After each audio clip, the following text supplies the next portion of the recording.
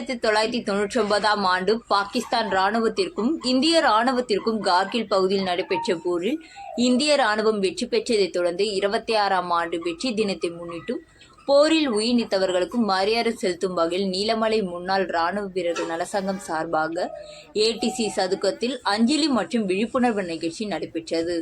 முன்னதாக மாவட்ட ஆட்சியர் லட்சுமி பவ்யா தண்ணீரு, மாவட்ட காவல் கண்காணிப்பாளர் ஆகியோர் மலர் வளையம் செய்து மரியாதை செலுத்தினர். இதனைத் தொடர்ந்து முன்னாள் இராணுவத்தினர், அரசு அதிகாரிகள் மற்றும் பொதுமக்கள் மலர் வளையம் வைத்து அஞ்சலி செலுத்தினர்.